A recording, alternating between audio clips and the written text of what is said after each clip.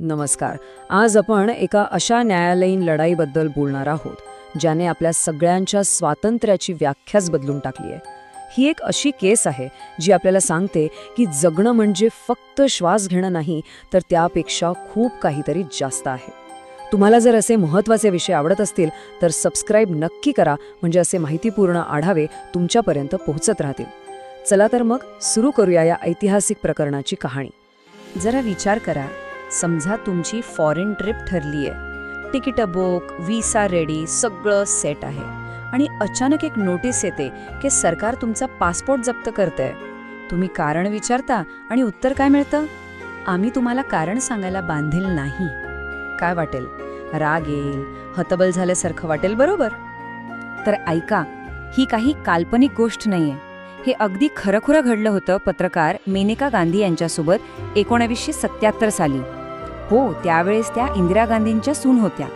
त्यांनी कोर्टात फक्त एकच साधा प्रश्न विचारला आणि त्यांच्या त्या एका प्रश्नाने भारताच्या प्रत्येक नागरिकासाठी स्वातंत्र्याची व्याख्याच नव्याने लिहिली गेली. तर मग नक्की काय होतं हे प्रकरण? आणि हा एका व्यक्तीच्या पासपोर्टचा प्रश्न संपूर्ण देशाच्या हक्काचा प्रश्न कसा बनला? चला जरा खोलात जाऊन बघूया. तर बघा, तो काळ होता 1977चा. देशात नुकतीच आणीबाणी संपली होती. राजकीय वातावरण एकदम तापलेलं. काँग्रेस हरली होती आणि जनता पार्टी सत्तेत आली होती. अशातच मेनका गांधी सूर्या नावाचं एक मासिक चालवत होत्या आणि त्यात त्या सरकारवर टीका करत असत. आणि मग अचानक जुलै 1977 मध्ये सरकारने त्यांचा पासपोर्ट जप्त केला, कोणतंही स्पष्ट कारण न देता. सरकारने कारण काय दिलं? फक्त एक ओळ, सार्वजनिक हितासाठी. बस. ना कोणती नोटीस, ना सुनावणी, ना त्यांना त्यांची बाजू मांडण्याची संधी दिली. कायद्याच्या भाषेत याला नैसर्गिक न्यायाचं उल्लंघन म्हणतात. म्हणजे काय, तर अगदी साध्या भाषेत तुमचं ऐकून न घेताच तुमच्यावर कारवाई करणं. आणि इथे नेमकं तेच झालं होतं. आणि मग इथूनच सुरू झाली खरी कायदेशीर लढाई. ही लढाई फक्त एका कायद्याच्या कलमाची नव्हती, तर ती होती कायदा विरुद्ध न्याय. कोर्टात सरकारचा युक्तिवाद अगदी सरळ होता. ते म्हणाले, बघा, संविधानाच्या कलम 21 मध्ये काय लिहिलंय? कायद्याने स्थापित प्रक्रिया पाळली पाहिजे. आम्ही पासपोर्ट ॲक्टमधली प्रक्रिया पाळली, आमचं काम झालं. पण यावर मेनका गांधींच्या वकिलांनी जो प्रतिप्रश्न केला, तोच या केसचा आत्मा होता. ते म्हणाले, थांबा, फक्त कायद्यात लिहिलेली प्रक्रिया पाळणं पुरेसा आहे का? की ती प्रक्रिया न्याय्य, वाजवी आणि योग्य सुद्धा असायला हवी? आता इथे एक मोठी अडचण होती. 1950 सालचा एक जुना निकाल, एक गोपालन खटला. त्या निकालात सुप्रीम कोर्टानेच म्हटलं होतं की कायद्यात जी प्रक्रिया लिहिली आहे ती पुरेशी आहे. ती योग्य आहे की अयोग्य हे बघायची गरज नाही.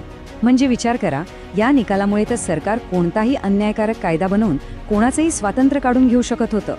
त्यामुळे आता सुप्रीम कोर्टासमोर स्वतःचाच जुना निकाल बदलण्याचं एक खूप मोठं आव्हान होतं. आणि मग कोर्टाने एक असा ऐतिहासिक निर्णय दिला ज्याने भारतीय नागरिकांच्या हक्कांना एका नव्या उंचीवर नेऊन ठेवलं.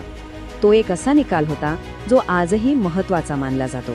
न्यायमूर्ती PN भगवती यांनी जे म्हटलं ते खूप महत्त्वाचे आहे. ते म्हणाले, जगण्याचा अधिकार म्हणजे फक्त श्वास घेणं किंवा प्राण्यांसारखं अस्तित्व टिकवणं नाही. त्याचा अर्थ खूप मोठा आहे. त्याचा अर्थ आहे सन्मानाने जगणं. आणि या सन्मानाने जगण्यात परदेशात जाण्याचा अधिकार, आपल्या खाजगी आयुष्याचा अधिकार, इतकंच काय तर रोजीरोटीचा अधिकार, या सगळ्या गोष्टी येतात. या निकालातली सगळ्यात क्रांतिकारी गोष्ट होती गोल्डन ट्रायंगल ही संकल्पना, म्हणजे सोन्याचा त्रिकोण. कोर्टाने सांगितलं की संविधानातले 3 महत्त्वाचे आर्टिकल्स, कलम 14 म्हणजे समानतेचा अधिकार, कलम 19 म्हणजे स्वातंत्र्याचा अधिकार आणि कलम 21 म्हणजे जगण्याचा अधिकार, हे 3 वेगवेगळे बेट नाहीत, ते एकमेकांशी घट्ट जोडलेले आहेत. याचा अर्थ काय? याचा अर्थ असा की आता सरकार जर कोणताही कायदा बनवत असेल जो तुमच्या स्वातंत्र्यावर परिणाम करतो, तर त्या कायद्याला या 3ही कसोट्यांवर खरं उतरायला लागेल. तो कायदा सगळ्यांसाठी समान, स्वातंत्र्याचा आदर करणारा आणि न्याय्य असलाच पाहिजे. थोडक्यात कोर्टाने अगदी स्पष्ट शब्दांत सांगितलं, फक्त कायदा असणं महत्त्वाचं नाही, त्या कायद्याची प्रक्रिया सुद्धा न्याय्य, उचित आणि वाजवी असलीच पाहिजे. ही एक लाईन सरकारच्या मनमानी कारभारावर मोठा आघात होता. आता कायदा आहे म्हणून आम्ही काहीही करू असं चालणार नव्हतं. पण या निकालाचा परिणाम फक्त मेनका गांधींच्या केसपुरता मर्यादित नव्हता. या एका निकालाने आपल्या सगळ्यांसाठी स्वातंत्र्याचा अर्थच बदलून टाकला. कसा? चला बघूया. या एका निकालामुळे काय काय झालं याची यादी खूप मोठी आहे. आज आपल्याला जे उपजीविकेचा अधिकार मिळालाय, शिक्षणाचा अधिकार मिळालाय, आपला खटला वेळेवर चालला पाहिजे हा अधिकार मिळालाय, इतकंच नाही तर अगदी आपला राईट टू प्रायव्हेसी म्हणजे गोपनीयतेचा अधिकार, या सगळ्या अधिकारांची मुळं कुठे आहेत माहितीये? याच मनेका गांधी खटल्यामध्ये. या केसनी एक दार उघडलं आणि त्यानंतर अनेक हक्क आपल्याला मिळत गेले. याचा आपल्या आजच्या आयुष्यावर काय परिणाम होतो?